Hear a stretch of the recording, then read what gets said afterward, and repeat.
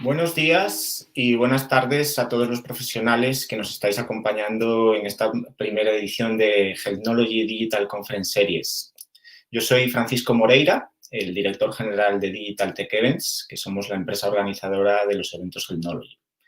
En primer lugar, agradecerle su tiempo en estos complicados momentos. Hoy, y en nuestra primera sesión, contamos con más de 400 registrados de 15 países. Para los que no nos conozcan, en Digital Tech Events organizamos eventos físicos, ahora también en formato digital, y a través también de nuestro portal de noticias, Healthnology News, queremos ser el altavoz de los profesionales que día a día innovan para mejorar las infraestructuras sanitarias. Como dice nuestro lema, creamos el ecosistema perfecto para, entre todos, buscar la excelencia y crear el hospital del futuro. En nuestra corta pero exitosa trayectoria, uno de nuestros mayores logros ha sido posicionarnos como el primer evento en el que en 3 ocasiones, en México, en Colombia y en Chile, nuestros asistentes pudieron presenciar una cirugía colaborativa en directo utilizando tecnología 5G. Desde el auditorio de nuestro evento nos conectamos al quirófano Optimus del Hospital Clínic de Barcelona, aquí en España, donde se iba a realizar un bypass gástrico.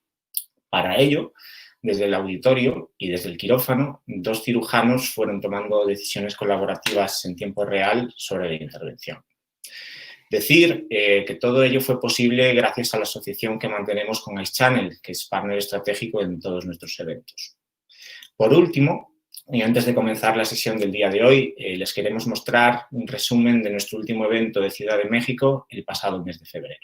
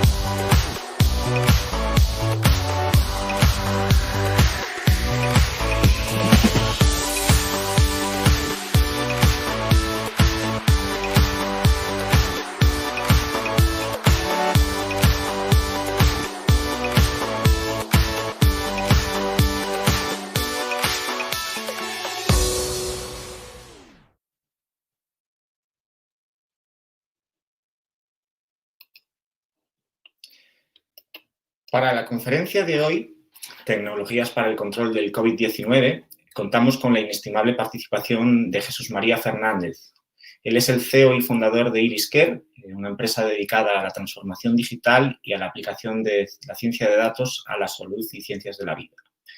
Él ha sido director ejecutivo global de la División de Ciencias de la Salud en Oracle, viceministro de Salud del Gobierno Vasco en España y especialista senior de salud del Banco Mundial. Jesús ha asesorado en sistemas de salud a más de 20 países en 4 continentes. Además, en 2014 recibió la distinción HIMSS Europe eHealth Leadership Award como la persona que más contribuyó al desarrollo de la salud digital en Europa. Además, ha sido profesor de sistemas sanitarios en ESADE Business School en Barcelona y honorario Senior Fellow del Healthcare Management Center de la Universidad de Manchester. Bienvenido y muchas gracias por tu colaboración, Jesús. Pues buenos días, buenas tardes a todos ustedes. Gracias, Francisco, por la presentación y sobre todo por la iniciativa de tratar este tema que nos preocupa en todos nuestros países, que es la pandemia de COVID-19. Como bien has dicho, he fundado una compañía, se llama IrisCare y es una empresa que se dedica a la transformación digital, a la ciencia de datos y a la consultoría de innovación aplicado al mundo de la salud.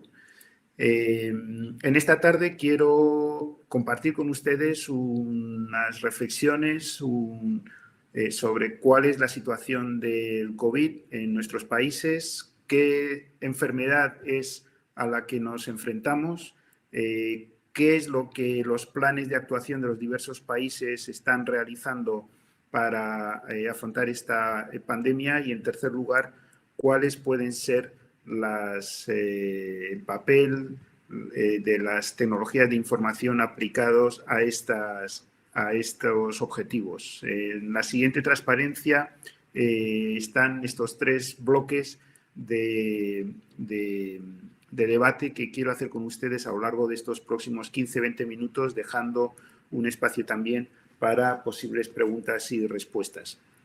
En la siguiente diapositiva pueden ver ustedes una historia de la enfermedad del COVID-19, una historia que prácticamente comienza con el comienzo del año 2020. Es a principios del diciembre del 2019 cuando se producen los primeros casos de esta enfermedad en un mercado de mariscos en la ciudad de Wuhan, en China. El día 31 de diciembre ya se comunica oficialmente a la Organización Mundial de la Salud, se procede al cierre de este mercado y a lo largo de los siguientes días vamos viendo cómo primero se encuentra cuál es el germen causante de esta enfermedad. Es de nuevo un coronavirus, como veremos más adelante. Se secuencia y se encuentran los primeros test diagnósticos para esta enfermedad el día 13 de enero. Aparece el primer caso fuera de China el 14 de enero. La OMS declara el 31 de enero una emergencia internacional y ya empiezan a aparecer casos fuera del continente asiático. En concreto, el primer caso en América Latina, en Brasil, el día 26 de febrero. El día 27 es el primer caso en España, el primer caso autóctono no importado de otros países. Y ya el 11 de marzo es cuando la Organización Mundial de la Salud declara oficialmente esta nueva enfermedad como una pandemia global. Nos enfrentamos, como pueden ver en la siguiente transparencia, a un virus de la estirpe de los coronavirus, ya conocida porque virus primos hermanos de este son los que han producido dos epidemias en las últimas 2 décadas. En concreto, la epidemia del SARS en el 2003, conocida como la enfermedad del distrés respiratorio severo producido por un coronavirus, una enfermedad con mucha mayor tasa de mortalidad que la actual, un 10% prácticamente, y que hoy se considera erradicada. Mientras que 10 años después, en el año 2013, apareció otro nuevo coronavirus, mucho más letal y no erradicado, que causa un síndrome respiratorio, sobre todo en los países de Oriente Medio, que es el llamado MERS.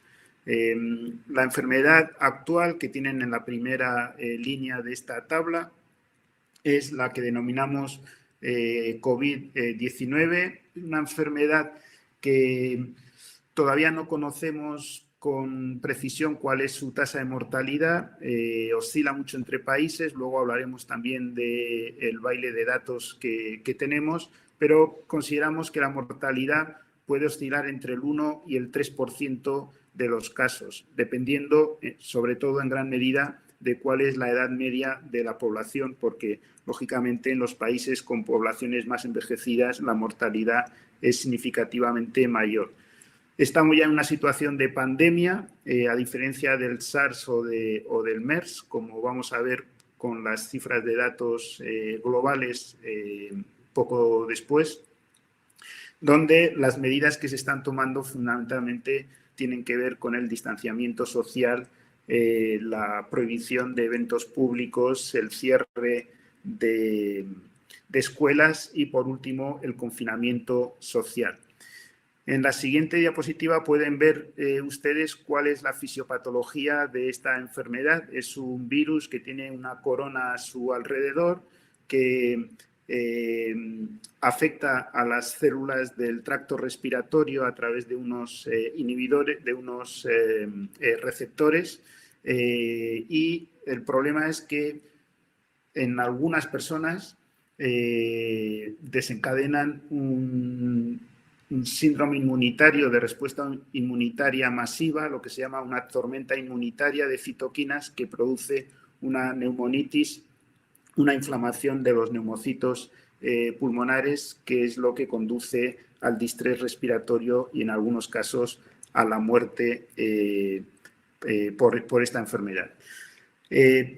Tenemos información a nivel global de cuál es la situación del COVID y cómo se ha distribuido entre todos los países. En la siguiente diapositiva pueden ver con datos del Centro Global de COVID puesto en marcha por la Universidad Johns Hopkins. El número de casos confirmados acumulados prácticamente se distribuye ya entre los tres principales continentes, Asia, Europa y América. En África todavía, hoy por hoy, el número de casos es menor, pero con toda seguridad crecerá también en las próximas semanas. El número de casos confirmados a día de hoy, estos son datos de hoy a las 9 de la mañana, tenemos prácticamente 1 millón de casos confirmados. El primer país por casos confirmados es Estados Unidos, con más de 200.000 casos, y después le siguen Italia y España con 100.000, en cuarto lugar China y después una serie de países también europeos. Hay aproximadamente 47.000 muertes confirmadas de COVID y también el primer país en cuanto a número de muertes es Italia con 13.000 y el segundo país es España con 9.000 casos. En la siguiente diapositiva pueden ver la situación también a fecha de esta mañana del número de casos activos, donde pueden comprobar cómo en Asia ya existen menos casos y hoy por hoy el epicentro de la enfermedad en estos momentos es Europa y el continente norteamericano. En el caso de Latinoamérica, el país con más número de casos, lo ven ahí con una flecha señalada, es Brasil, con un total de 7.000 casos, 6.931. El segundo es Chile, con 3.000 casos, y el tercero es Ecuador, con 2.700 casos. Y el número de muertes también en el continente iberoamericano, el primer país es Brasil, con 244 muertes.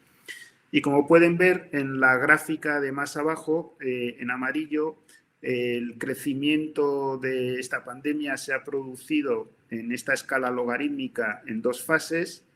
En el mes de enero creció de una manera muy importante por su extensión en el continente asiático. El mes de febrero se moderó y después, cuando ya hace el salto a Europa y a Estados Unidos, en marzo de este año, pues el crecimiento vuelve a crecer de una manera exponencial. La siguiente diapositiva me sirve para indicarles cuál es la situación en el resto de países latinoamericanos. Si el número de casos mayor era Brasil, Ecuador y Chile, después ya vienen países como México con 1.370 casos esta mañana, Perú, Panamá, República Dominicana y Colombia le siguen a estos primeros países.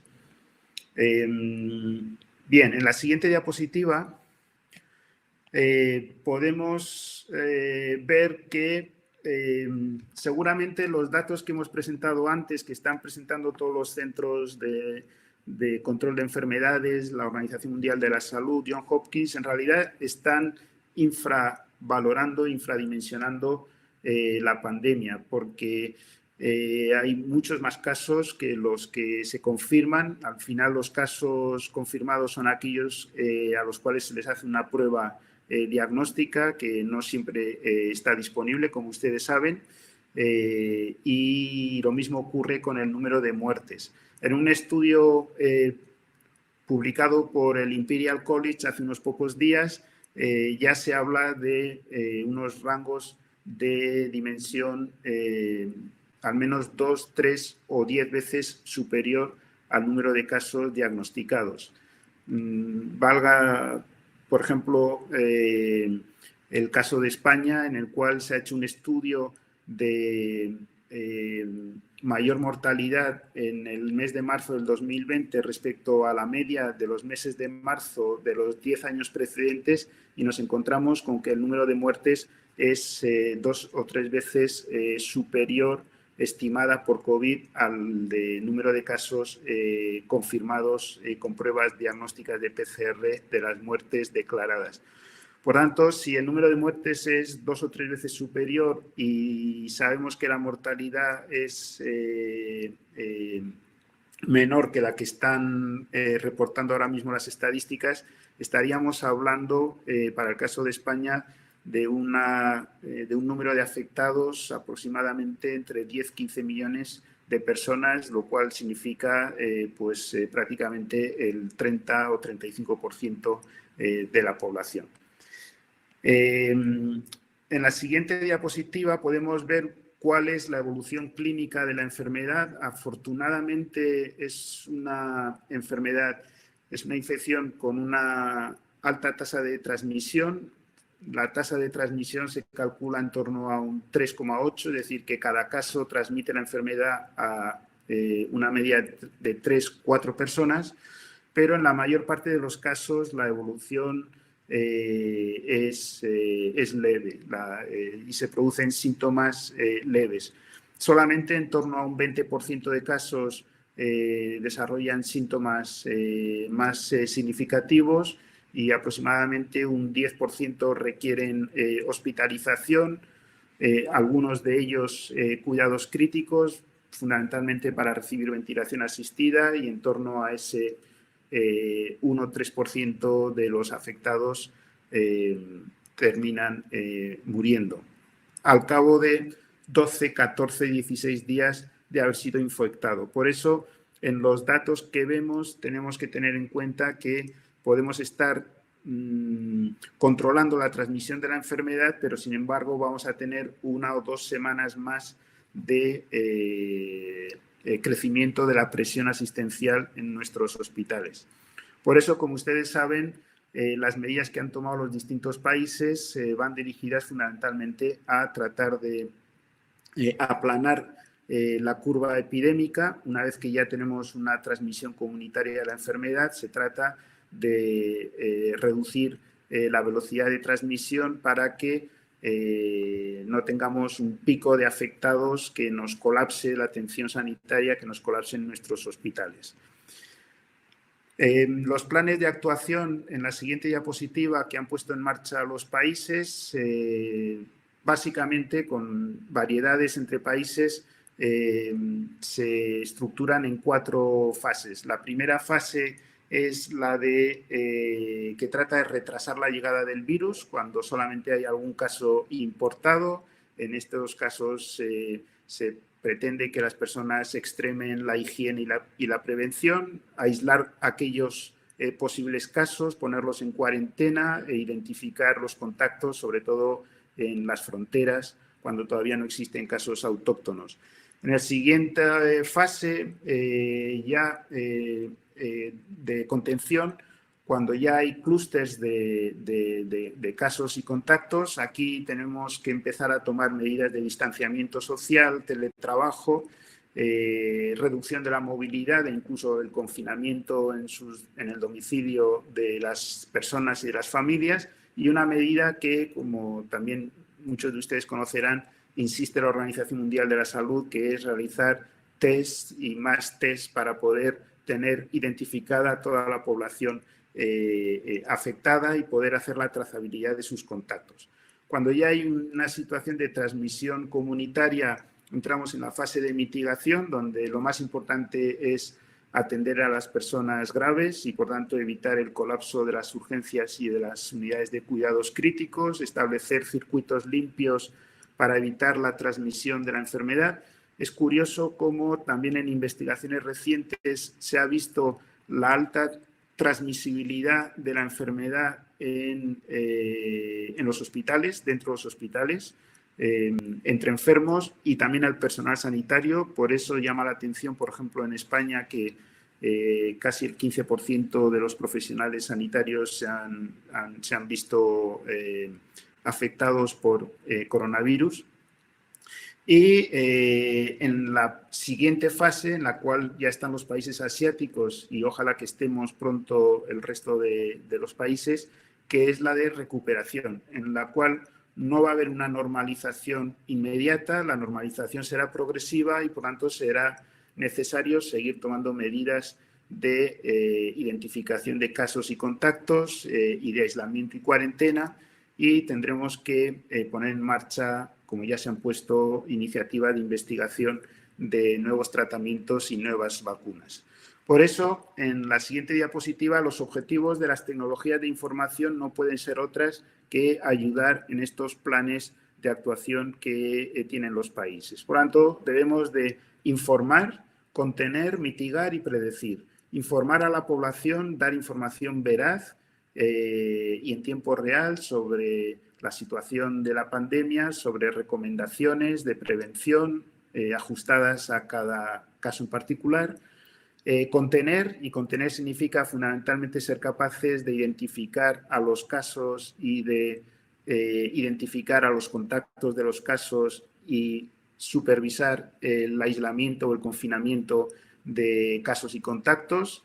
En el caso de la mitigación, poner en marcha alternativas a la atención sanitaria vía telemedicina, vía inteligencia artificial, vía aplicaciones móviles que permitan evitar el acudir a los centros sanitarios o a los hospitales para liberar el tiempo de los profesionales y también para salvaguardar la seguridad de las personas, evitando que sean contaminadas. Y, por último, tener buenos datos que nos permitan no solamente conocer la situación real, sino predecir y simular cuál va a ser el efecto de distintas medidas clínicas y de salud pública que podamos tomar. En la siguiente diapositiva pueden encontrar un detalle de estas 5 áreas de aplicaciones tecnológicas contra el COVID.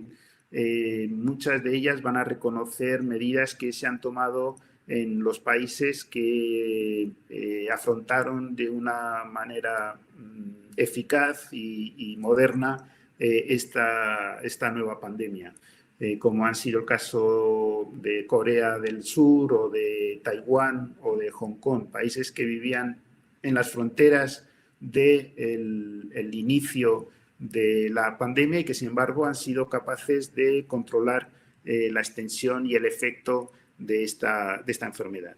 Por tanto, estamos hablando de crear centros de recursos multicanal para poder disponibilizar protocolos y recomendaciones específicas para cada tipo de entorno y de profesional, contenidos multimedia, bancos de datos de preguntas y respuestas frecuentes, etcétera. En segundo lugar, permitir el triaje de síntomas a través de la voz, a través de chat, a través de distintos canales, sea de manera automática utilizando algoritmos o sea mediada por un profesional sanitario, pero a distancia.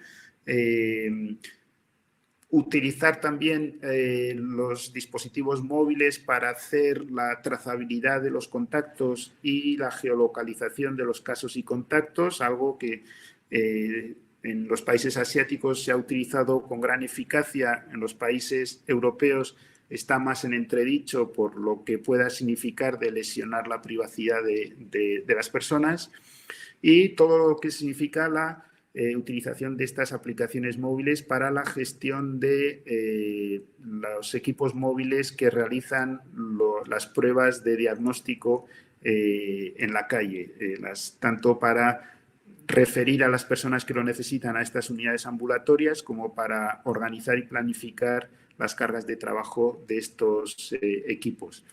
En tercer lugar, el acompañamiento y seguimiento de pacientes en su domicilio a través del la telemonitorización de sus signos, fundamentalmente la fiebre, y de sus síntomas, la tos, el cansancio, la disnea, y la posibilidad de hacer teleconsultas con profesionales sin necesidad de acudir, como decía, al centro sanitario. El trabajo en redes sociales, fundamental desde los gobiernos para poder trasladar información veraz y también identificar precozmente bulos, enfermedades, fake news, y poder también hacer formación de profesionales específico en cómo, por ejemplo, utilizar los equipos de protección individual, etcétera, etcétera. Y por último, las salas de situación para poder recoger, integrar bases de datos de tránsito, de transporte, de fronteras, bases de datos clínicas para poder tener una información en tiempo real y específica por territorio de cuál es la situación de la infección y de la enfermedad en cada país y poder hacer predicciones y simulaciones y gestión automática de alertas en función de los casos. Esto es precisamente en la siguiente diapositiva lo que países asiáticos han utilizado, aplicar estas tecnologías para combatir el COVID.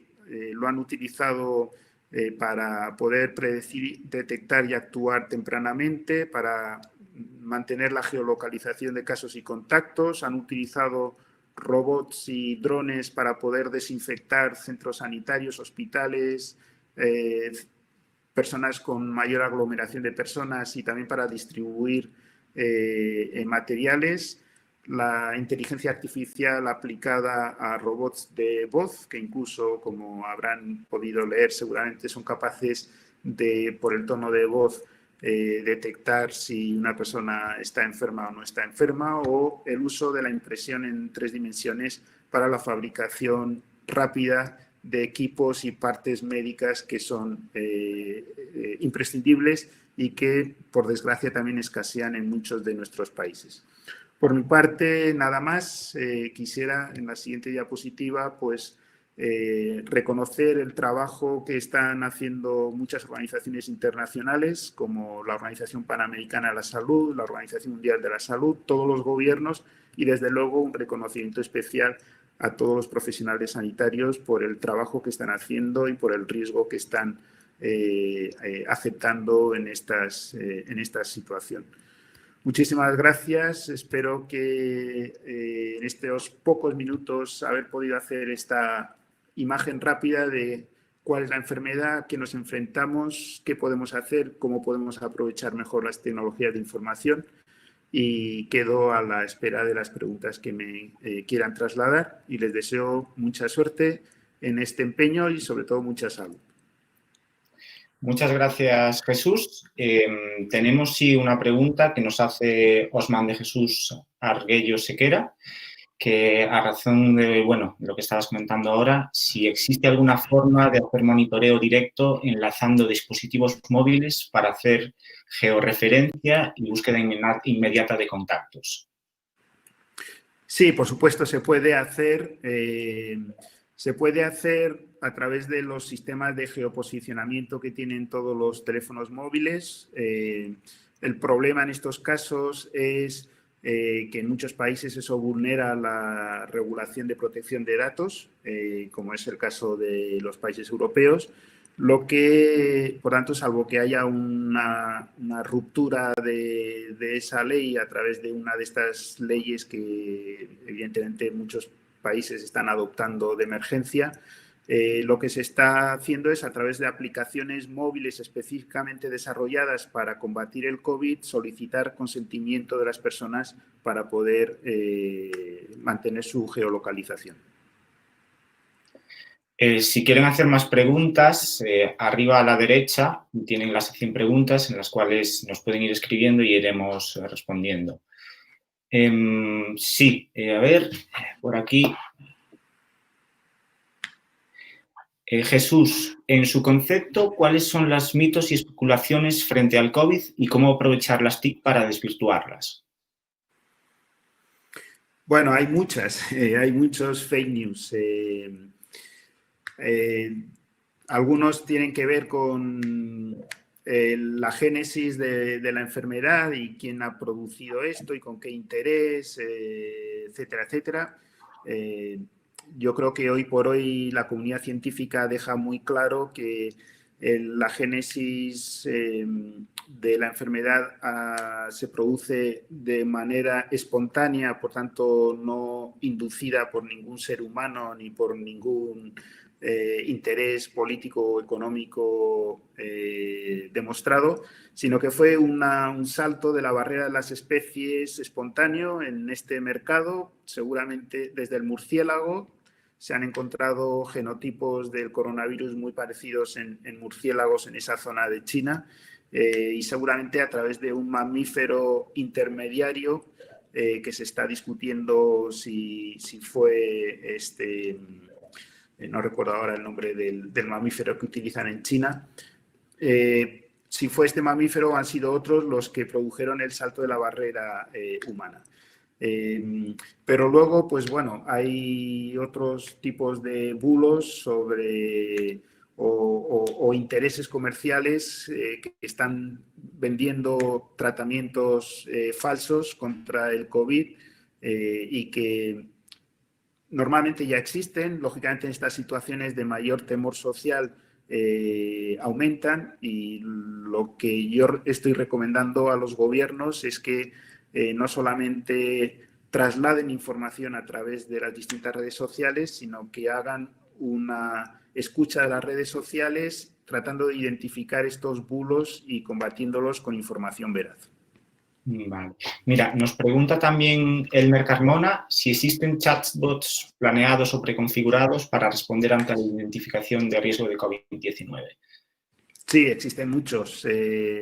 Yo diría que todos los países, incluso en muchos países, distintas regiones han desarrollado sus chatbots. La mayoría de ellos, si no todos, al menos lo que hacen es hacer un triaje de síntomas para poder descartar o confirmar la sospecha de un COVID y en función de estos síntomas y de esta sospecha derivar al paciente a un centro sanitario o a un equipo móvil para la realización de la prueba diagnóstica, según las estrategias de país que se hayan implementado.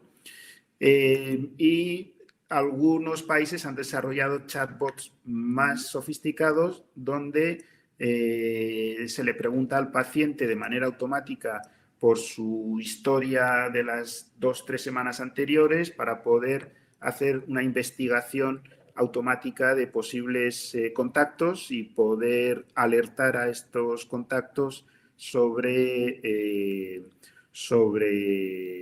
el riesgo que han podido tener de haberse contagiado por la enfermedad. Y por último, también algunos de estos chatbots lo que permiten es hacer el seguimiento de los casos confirmados en el domicilio con una monitorización automática de algunos signos, por ejemplo, la temperatura o incluso la saturación de oxígeno. Mira, Magda Gabriela Palermo también nos pregunta cuál es la tecnología más costo eficiente que podría recomendar para la implementación en hospitales públicos en países en vías de desarrollo que no cuentan con un presupuesto suficiente. Es difícil elegir una. Yo diría que hace falta como mínimo tener una aplicación móvil disponible en distintos canales dirigida a la población para hacer este despistaje de síntomas y poder, sobre todo, tranquilizar a las personas que quizás sus síntomas no son sospechosos de COVID o si lo son de una forma leve de la enfermedad, porque esto es fundamental para poder evitar el atasco en los consultorios y en los centros de salud, agotar el tiempo de los profesionales y además producir mayor contaminación y mayor transmisión de la enfermedad en los propios centros de salud. Y en tercer lugar, yo diría que los dispositivos de telemedicina. Es muy importante en este momento poder utilizar al máximo las capacidades de distintos profesionales, de poder redistribuir capacidades. Tenemos enfermos, en muchos casos, acumulados en las grandes ciudades, porque es donde más se ha transmitido el virus, y sin embargo a lo mejor tenemos capacidad de diagnóstico radiológico en otras ciudades no tan afectadas, o la posibilidad de hacer teleconsulta en el domicilio. En fin, todo lo que sea poder hacer medicina a distancia, creo que junto con las aplicaciones móviles serían las tecnologías más importantes y más eficaces. Mira, Carlos Lazo, que desde aquí le mando un abrazo, nos pregunta, ¿cuál sería el link más confiable para consultar el estatus de esta situación en general? Cualquiera de los oficiales, los centros de control de enfermedades, el de Estados Unidos, el europeo, presentan datos globales para, si estamos hablando de monitorear la situación epidémica de la enfermedad. Pero los gobiernos, todos los gobiernos tienen también sus webs oficiales, por descontado la Organización Mundial de la Salud. De la Universidad Johns Hopkins es uno de los más utilizados. Me consta que alguna otra, por iniciativa comercial de alguna otra empresa, también han puesto a disposición del público centros de control de COVID prácticamente en tiempo real. Pero yo insisto, es necesario tener estos centros de información, pero la dimensión de la pandemia que nos están mostrando es significativamente inferior a la realidad que vivimos. Vale. Mira, Guillermo Urquía, ¿cómo se está efectuando el triaje móvil?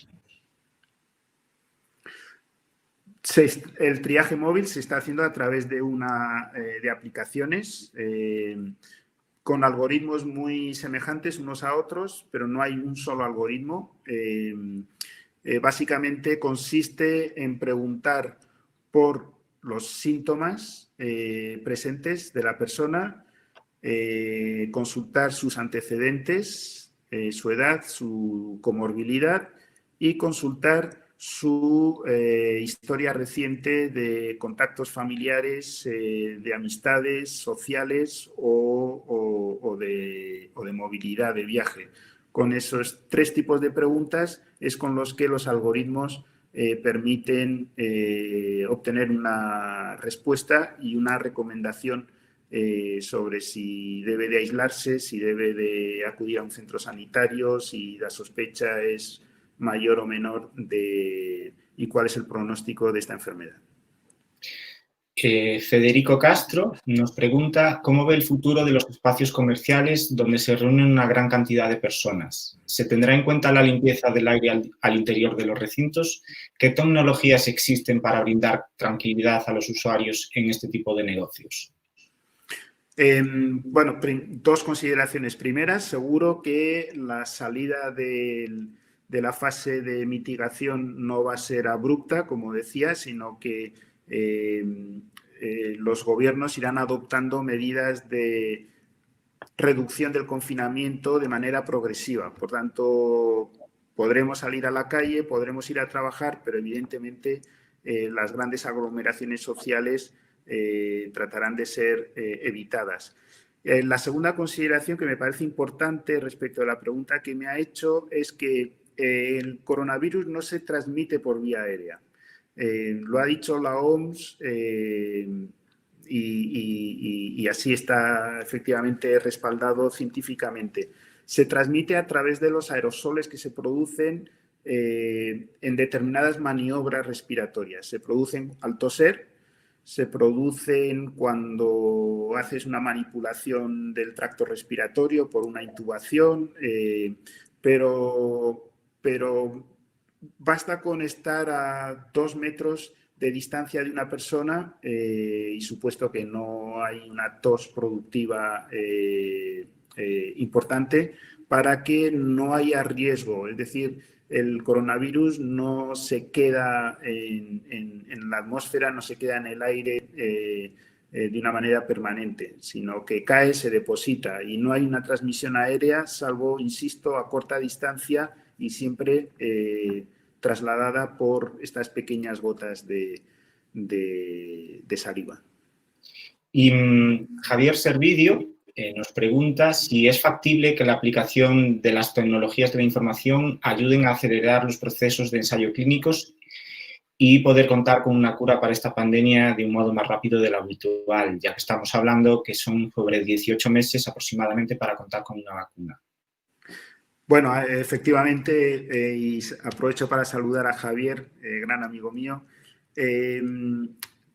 Hay distintas iniciativas del Instituto Nacional de Salud norteamericano, de la Organización Mundial de la Salud, por citar solamente algunos públicos, por supuesto los organismos de salud de los distintos países. En España el Instituto de Salud Carlos III ha hecho una convocatoria para ayudar a la investigación de vacunas y de nuevos tratamientos y, por supuesto, todas las iniciativas comerciales de las industrias farmacéuticas.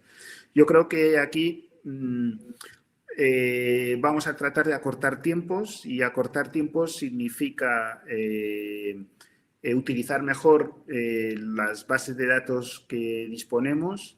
Tenemos hoy muchas más información genómica y clínica que nos permite acelerar la investigación de tratamientos y de vacunas, poner en marcha ensayos clínicos mucho más rápidos, pero también vamos a necesitar que los órganos reguladores, las agencias de medicamentos de los distintos países, pues hagan procesos, digamos, de fast track para poder poner en el mercado cuanto antes, con las condiciones debidas de seguridad, aquellas vacunas o tratamientos que muestren alta probabilidad de ser eficaces y seguros. María Teresa Bravo nos pregunta que cómo ve el panorama para los países latinoamericanos, que es mayoría desde donde nos están viendo ahora mismo, y que disponen de menos recursos económicos. ¿Cómo ves el panorama por Latinoamérica? Bueno, lo veo con mucha preocupación. Imagínense cómo ha afectado esta pandemia a los países del sur de Europa, a Italia y España. Yo que conozco bien tantos países latinoamericanos, pues me puedo imaginar lo que puede suponer una pandemia de estas características en sistemas donde seguramente la capacidad hospitalaria o asistencial no es la misma que en Europa. Y me preocupa en gran medida, estoy muy en contacto, por ejemplo, con autoridades de la ciudad y la provincia de Buenos Aires, la repercusión económica y social. No es lo mismo el confinar a la población cuando tiene un salario mensual o tiene la posibilidad de tener un subsidio estatal que cuando tiene que salir a la calle para comer ese día, él y su familia. Me preocupa mucho esa situación. Afortunadamente veo que los gobiernos están reaccionando, están preparándose. Ojalá no ocurra lo que nos ha pasado en algunos países europeos con esta falta de materiales imprescindibles para la atención de la enfermedad, como es el caso de los respiradores o de los equipos de protección. Vale. Claudio Ibaldi nos pregunta, ¿entiende que es necesario la capacidad de seguimiento de un tratamiento con un cóctel de drogas reacciones? ¿Cómo compartir los resultados obtenidos por un médico de ciudades grandes vs los de un médico rural, quizás menos actualizado? Bueno, afortunadamente la pandemia es una pandemia hoy por hoy fundamentalmente de ciudades, lo cual dificulta porque se transmite más y hay un mayor número de casos, pero relativamente en los pueblos la presencia de la enfermedad es menor. No obstante, creo que hoy con la disponibilidad de redes de comunicación, podemos hacer la formación de estos profesionales como lo está haciendo. Me consta que la Organización Panamericana de la Salud ha puesto en marcha algunos programas de formación a distancia de profesionales sobre el diagnóstico correcto y el tratamiento y el seguimiento de esta enfermedad. Pero hay que tener en cuenta que en realidad no tenemos un tratamiento para la enfermedad. El tratamiento es puramente sintomático hoy por hoy. El tratamiento consiste en la vigilancia y en el soporte respiratorio cuando es necesario. El resto de tratamientos antivirales que se están utilizando son prácticamente experimentales. Y Néstor Camilo nos pregunta sobre la efectividad que está teniendo la identificación de casos vía placas radiológicas, si lo ves como una opción para incrementar el número de testeos. Necesitaría un poquito más de explicación de la pregunta. ¿Cómo se utilizan las placas radiológicas para...? ¿Sabes qué efectividad está teniendo la identificación de casos vía placas radiológicas? ¿Lo ves como una opción para incrementar el número de testeos? ¿Utilizar las placas? Entiendo yo que... Vale, sí. Entiendo que lo que quiere decir es utilizar las placas radiológicas como un sistema de confirmación diagnóstica. Bueno, se está haciendo hoy prácticamente un diagnóstico de neumonía bilateral con un patrón muy determinado de vidrio deslustrado que llaman los radiólogos. Es prácticamente casi patognomónico en la situación en la que estamos. Si no tuviéramos la pandemia, buscaríamos otro tipo de neumonías atípicas, pero en este caso, COVID más neumonía bilateral con ese patrón radiológico significa necesariamente COVID. Y existen efectivamente sistemas de lectura automática de placas radiológicas que permiten con un altísimo grado de fiabilidad diagnosticar la enfermedad. El problema no es este, el problema es que prácticamente una persona que tiene una neumonía bilateral clínica, la radiología lo confirma para descartar que sea otro tipo de neumonía, pero el problema de identificación de casos es los que todavía no tienen una neumonía. Ahí es donde estamos luchando todos los países con el desarrollo de test rápidos que sean fiables y que nos permitan detectar la enfermedad. Y hoy por hoy este es un tema, en fin, necesitaríamos más tiempo para discutirlo, pero hoy por hoy el único test confirmatorio es el de PCR y es un test que tiene unos condicionantes técnicos que no permite que sea lo fácil de implementar y lo rápido que nos gustaría. Y mira, esta pregunta de David Acevedo desde Colombia me parece muy buena. ¿Cuántos meses desde el día cero deben mantenerse las medidas de aislamiento social, ahora que prácticamente todos los países estamos confinados? Ante la falta de personal médico y debido a que se debe prever que el 30% del personal clínico deberá aislarse por un contagio, ¿cómo pueden trabajar los médicos vía telemedicina en servicios de urgencia y home care? La primera pregunta no es fácil. Ningún gobierno está dando respuesta a esa pregunta de cuánto tiempo va a durar el confinamiento. De hecho, en España, por ejemplo, se decretó un confinamiento de 15 días y ahora se ha prorrogado por otros 15. Yo creo que hay que ir viendo país a país cuál es la evolución de la enfermedad e ir tomando medidas y posiblemente este confinamiento absoluto pues habrá que levantarlo cuanto antes porque si no la afectación de la economía es brutal, pero tendrá que seguir habiendo, desde luego, cierre de escuelas, cierre de lugares de aglomeración, etcétera, etcétera. Por lo tanto, iremos hacia un modelo de distanciamiento social o confinamiento parcial.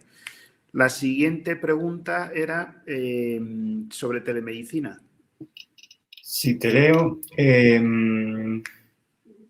Aunque la falta de personal médico y debido a que se prevé que el 30% del personal clínico deberá aislarse por contagio, ¿cómo deben trabajar los médicos vía telemedicina en servicios de urgencia y home care? Bueno, es evidente, en home care y telemedicina creo que es evidente, ¿no? Se puede hacer el despistaje y el seguimiento y control de las personas con síntomas leves perfectamente a través de un chat, de una teleconferencia, de una videoconferencia y en algunos casos, si se dispone de una telemonitorización de temperatura y de oximetría, cuando esto es posible. Y respecto de los servicios de urgencias, pues fundamentalmente dando apoyo con telemedicina a los profesionales que están en primera línea en los servicios de urgencia y ese apoyo significa pues segunda opinión o la teleradiología para el caso de la confirmación respiratoria. El resto de pacientes graves evidentemente necesitan una supervisión profesional presencial y por eso es por lo que los países con pandemia están necesitados de hacer crecer la capacidad hospitalaria y específicamente de las unidades de cuidados críticos de una manera inmediata, rápida.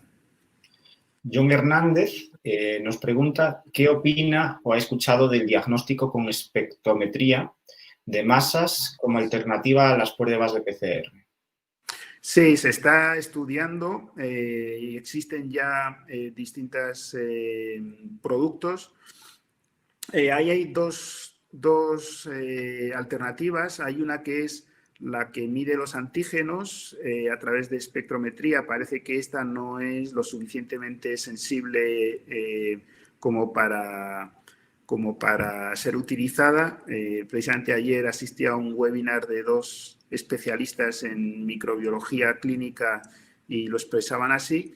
La otra alternativa es utilizar esta técnica diagnóstica para descubrir anticuerpos IgG-IgM frente al coronavirus. Parece que aquí la sensibilidad y especificidad es mejor. El problema es que hay que esperar unos días para que el virus produzca estos anticuerpos y por tanto nos sirven para hacer el seguimiento de los casos, pero no nos sirven para hacer el despistaje de casos de manera temprana. Dos últimas preguntas, que ya casi estamos en una hora, de David Acevedo. ¿La ventilación no invasiva con máscara CPAP es útil para el tratamiento donde no hay respiradores? ¿Es útil adquirir un equipo BPAP para ventilar pacientes home care? Bueno, es útil dependiendo del grado de severidad del paciente. Ahí yo ya no podría entrar en más detalle porque no soy un experto en neumología, pero entiendo que sí es útil y se está utilizando, pero evidentemente no para los casos más graves. Y la última pregunta, de Diego Sáenz. Se habla de la posible reducción de la incidencia del virus en verano en Europa. Sin embargo, en el hemisferio sur, donde se encuentran en verano los casos de contagio, van creciendo. ¿Se basa esta afirmación en comparaciones del COVID-19 con otros virus respiratorios como la gripe? Pues es una pregunta que no tiene respuesta todavía y es un tema importante porque queremos conocer cuál va a ser el comportamiento de este virus una vez que pasa la pandemia, pero no sabemos cuál es el efecto que pueda tener la temperatura, no sabemos si conseguimos erradicar el virus, si va a ocurrir como en el caso del SARS, que fue un solo salto de la barrera de las especies y por tanto una vez que lo eliminemos ya no nos, vamos a decir, nos podemos olvidar de él, o va a ser como en el MERS, donde el virus está periódicamente saltando las barreras de las especies y vuelve a reaparecer en clústeres de casos. No sabemos cuál es la inmunidad que va a dejar, si va a ser una inmunidad permanente o va a ser una inmunidad pasajera, como en el caso de la gripe. y no sabemos cuál es el efecto de la temperatura sobre la transmisión del virus y, por tanto, si va a ser estacional o no. Hay muchas preguntas abiertas y, bueno, todos ustedes saben que las revistas científicas, las mejores revistas médicas, están todos los días publicando nuevos hallazgos sobre el covirus. Pues hasta aquí el primer Healthnology Digital Conference Series. Se quedan algunas preguntas, un poco más técnicas por responder. Vamos a compartir el correo de Jesús si está bien para poder responder estos aspectos un poco más técnicos que nos han hecho. Y nada más, espero poder seguir contando con ustedes en la segunda edición de esta serie de eventos que vamos a hacer. Posiblemente ya en 15 días les mantendremos informados y nada, reiterar el agradecimiento a Jesús por su colaboración y buena predisposición para hacer este primer webinar y nada, cualquier cosa aquí nos tienen. Muchas gracias.